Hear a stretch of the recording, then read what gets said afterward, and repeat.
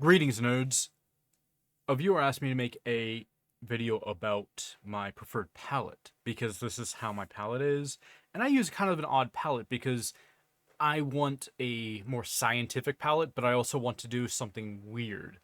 This is a split primary palette or dual primary palette.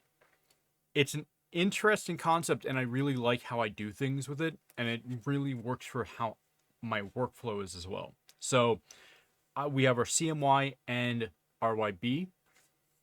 For our CMY, they are all transparent, and for our RYB, they are as close to as opaque as we can get within reason. So I prefer having things on the cool tones as well in my palette, and then my shadows are typically on the warmer side because I'm weird like that. Not everyone does it that way, but that's the glory of art. A lot of the stuff can come down to opinion. You don't need always cool shadows. You can use warm shadows if you want. I prefer it that way myself. Anyways, so with our palette here, for our red, we have quinacridone magenta and pyrrole red dark. So here's our pyrrole red dark. And please pretend this is quinacridone magenta. This is actually PV19 primary magenta, which is also known as quinacridone rose, which I don't have a PR122 in oil paint at the moment. I do have it in acrylic somewhere, which yeah, it's right here.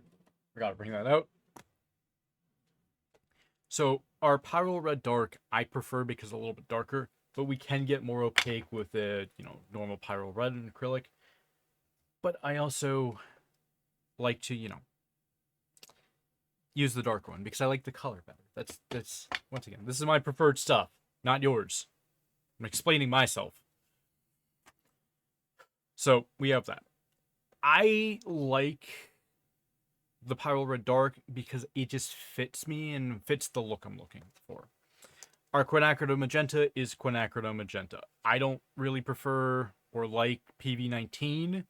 I find it muddies the colors too much, and I want something bright and punchy where I can get my darker, dimmer colors from our pyrrole red dark or pyrrole rubine. For our blue, this is the tricky one that most people cannot replicate.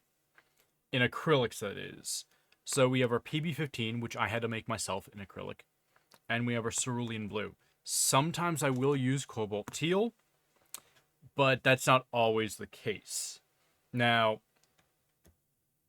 I just realized I have the wrong cerulean blue here. Acrylic, there we go. I had my cerulean blue deep, which is not what I want for my primary palette. So this is going to be fairly opaque. In acrylic, that's the reason why I use it over something like cobalt blue.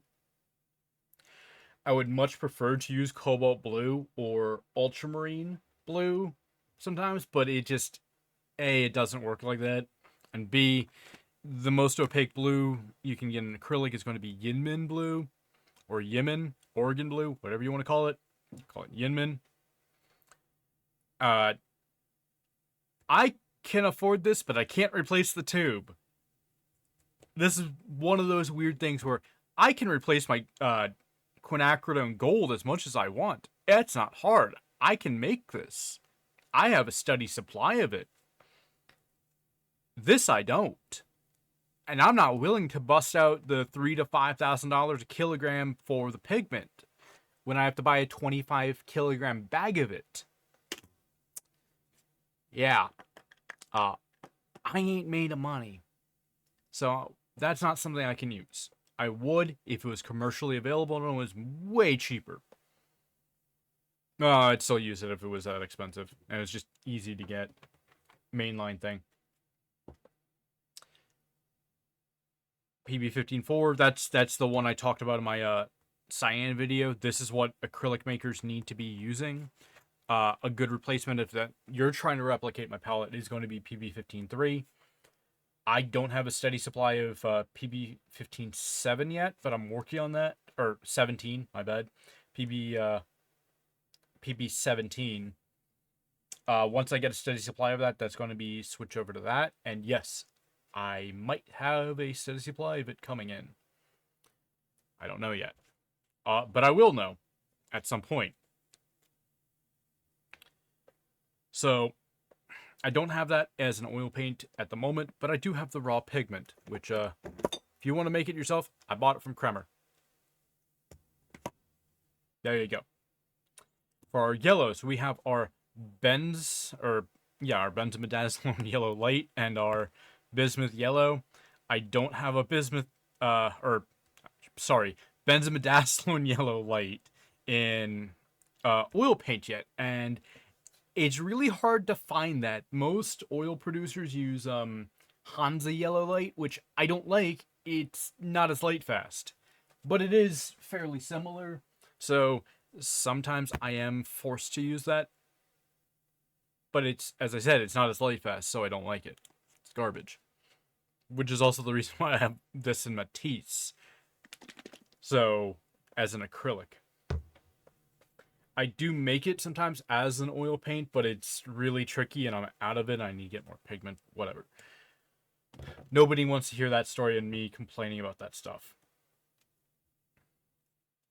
Quinacridone on gold. I'm just going to leave this here to trigger somebody.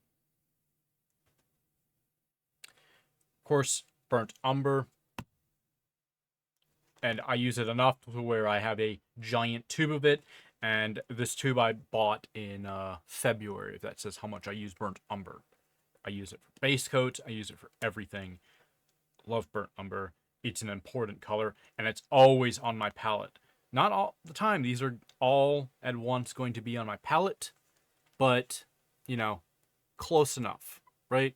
Close enough. That focus is driving me nuts. One day I'll figure that out. Now, with these, we have our synthetic yellow ochre. Now, I prefer synthetic yellow ochre over natural yellow ochre because A, it's more opaque, and that's what I'm wanting from it is a more opaque one. B, the color consistency. Natural yellow ochre is way too inconsistent for me. And I will use natural yellow ochre quite frequently. I like it. It's semi-opaque to transparent. I have a giant kilogram bag of the, transparent stuff right here because of how often I use it as an oil paint. Love it for skin tones. It's a mainstay on my palette as well, but it's not something I use every single project, but really, really close to it. Now, the next is going to be benzimidazoline brown. So I have this both as an oil and an acrylic because Golden finally released this and I'm adoring this. Golden, please release it as a fluid acrylic. I'm not a big fan of heavy-bodied acrylics. Same with this as a fluid. I'd buy a 16-ounce bottle like day one because I'm weird like that. And yeah, once again, this is not always on my palette, but it is a lot. I use this a lot for rust streaking. Because remember, this is a scale modeling channel, effectively. But I target the art community as a whole because I'm weird and I adore pigments, and my autistic special interest is pigments, which, if you didn't know, yes, I do in fact have ASD, which is the reason why these videos can be so weird sometimes. And I really nerd out about pigment stuff. It is my special interest. But it, once again, really good for skin tones, really good for leather, good for rust streaks, but I'm not always using it. And there's times when it's just like, I don't know when to use it over something else, like burnt umber or burnt umber light. It's a weird thing. It's transparent, so it's one of those things where when I'm wanting a brown, I want it opaque most of the time. But it's still so good that I keep it just at my side. It's phenomenal. Next is ultramarine violet. I mostly just use this for shading. That's it. It's low tint strength. It really doesn't affect things, but it has a very special effect I'm going to get into in a different video when it comes to natural light, and it's really, really cool. Like, this is, once you see that video, you'll probably buy this and be like, yeah, I'm using that at all times. Now, there's two versions of it. Graham sells both versions. One is ultramarine violet, the other one's ultramarine purple. I believe they're the two different versions of it. There's a red shade and a blue shade, either way. I believe this is a blue shade. I have the red shade somewhere around here. I don't know where. I have no idea if that's the red shade or the blue shade, honestly. That's some random acrylic bottle that I had laying around. Uh, PR 177 Anthraquinone Red. So, this is going to get really, really weird. Because I have them both from the same brand. For a change. Now, this is sometimes called permanent crimson, or permanent alizarin crimson, crimson alizarin. Some people pronounce that alizarin. I find that really hard to pronounce, so I pronounce it alizarin. Which to me they sound exactly the same, but people criticize my pronunciation of that all the time. Either way, transparent, dark red. I use this if I'm trying to replicate an Artemisia Gestelli or a Caravaggio painting. It makes that really deep, luscious blood color. I use a lot for glazing when I want to glaze a deep, dark red. This is a mainstay. It's always right next to me. I adore this color. Artemisia whatever. Artemisia Lomi. I don't remember the last name off the top of my head. Either way, if you don't know Artemisia Lomi,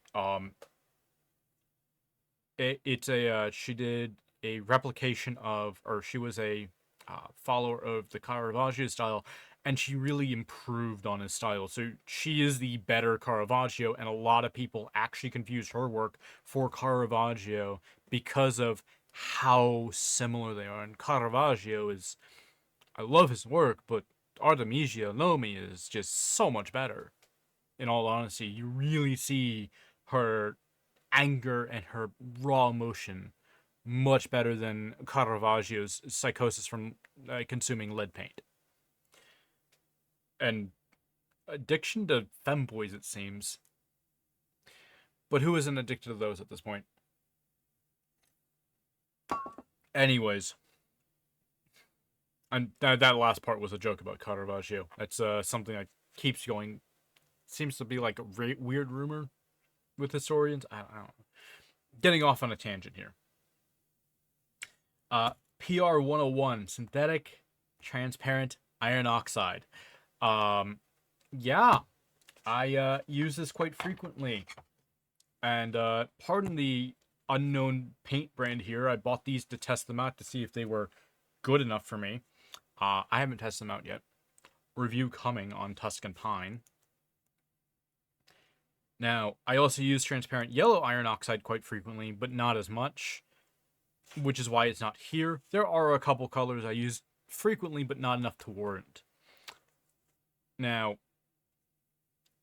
this is just, it's great for skin tones. It's great for doing a lot of different landscapes. It's, honestly, I'm going to say it, it's a better version of quinacridone gold.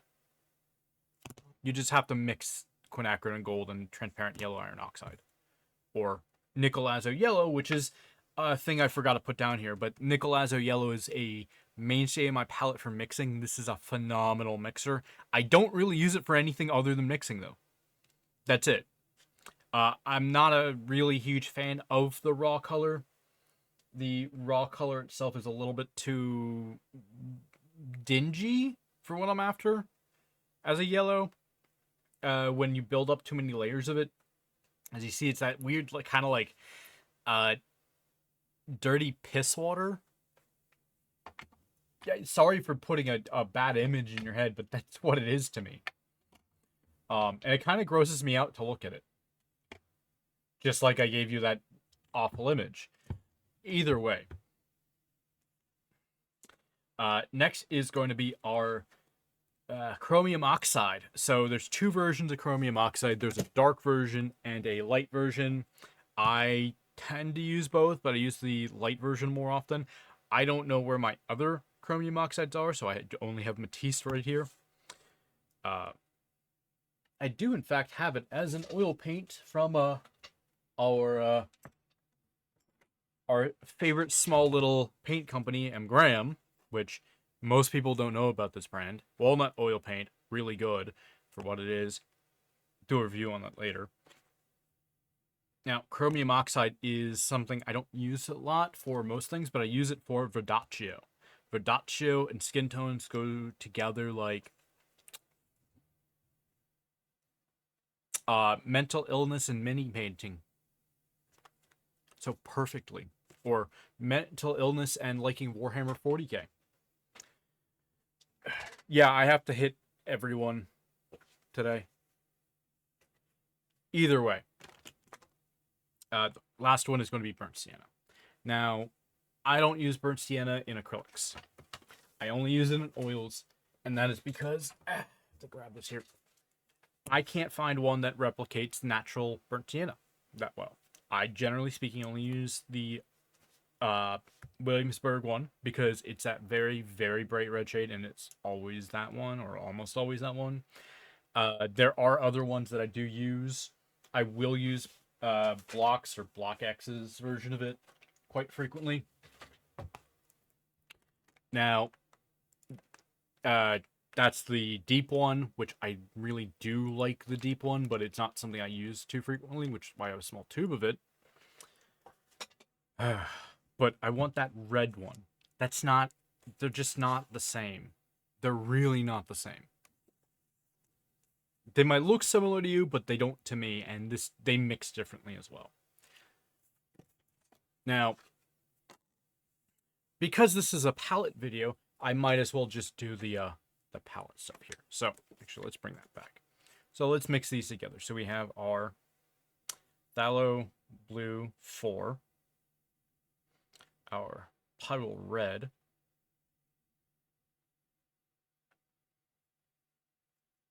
makes that dingy, weird color that we all hate, that dingy, dark purple color. So, your accurate mixture there. And our quinacridone magenta, very punchy, vibrant violets.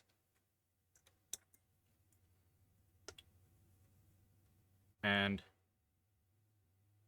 how well does it make a blue?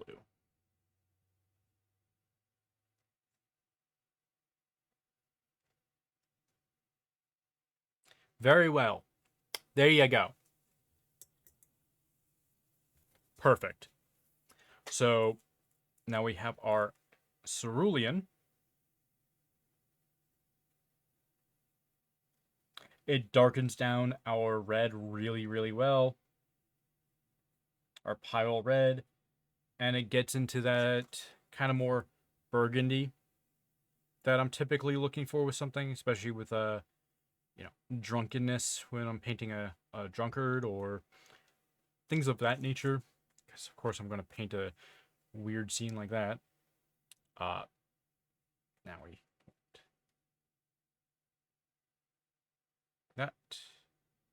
that's the wrong color.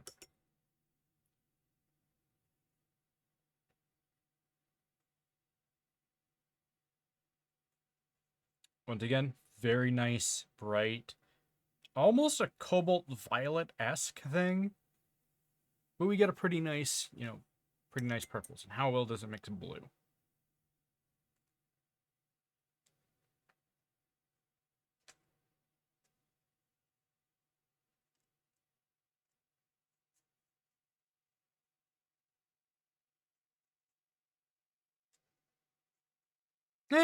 It's still a little bit too violet. I'm not putting more on there. But yeah, it's pretty nice. Now we have our quinacridone with our benzie. Got our red.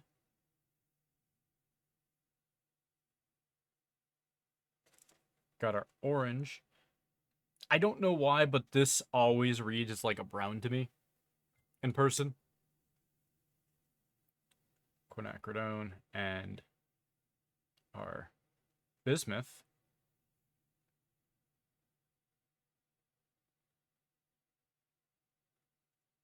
A little bit of that out there. A little bit more quinacridone. Get as close to red as we can. There we go. Get a kind of little nice light, almost NR31 Dragon's Blood color with it. You get a nice yellows and oranges as well, but once again, this reads so much as brown to me rather than an actual orange, which is, if I need an orange, I'm using Pyrrole Orange or that orange. There we go. Our cyan. Really nice green. And our benzie.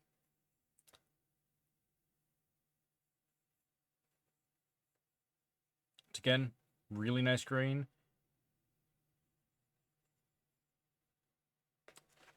Vanadate greens are opaque. They're luscious. They're really nice. I'm out of cerulean on my palette, actually. Trying to get that blue there. Now we have our benzie once again. Get those more natural-esque greens. Cerulean again. Our bismuth. Again, more natural-esque greens.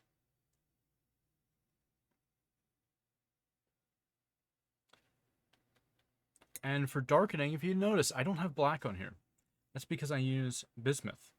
Or I don't use bismuth. Or don't use carbon black that often. I use bone black with acrylics.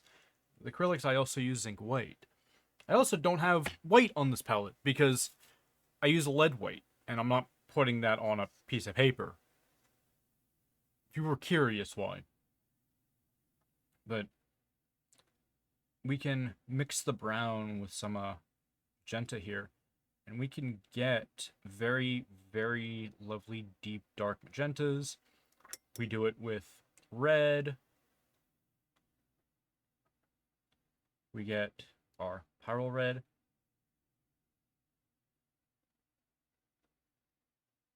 You can get those very blood-like colors coming through with our Pyrrole red dark. With blue, this just kind of makes a black color, a grayish color. Because once again, burnt umber is an orange, so we have to consider that, and how it's going to work on the Kubelka scale, we don't know, because it's too dark for that to work. Our phthalo blue. I've never actually mixed these two together because I've never needed to. Makes a weird color, but yeah. Close enough to a black. Very dark brown. Don't know why I've never mixed those two together. Our yellow. That's some benzie.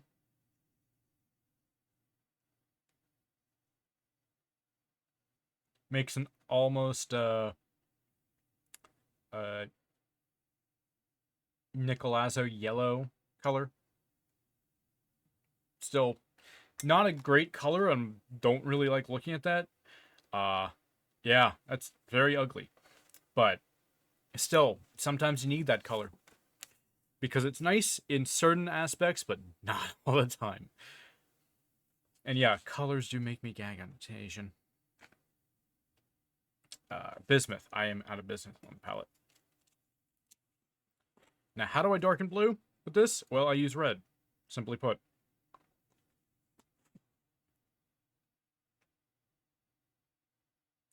A little bit of brown. Makes kind of a, really shows the green coming through.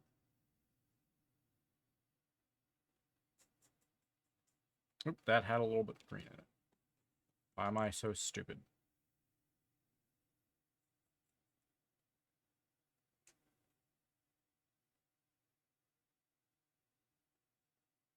Yeah, darkens down the bismuth really well. More natural-esque yellows. That's about it. It's that simple. Uh, yeah. So someone please link me a video or a tutorial on how to end videos. I don't know how to end them. I guess.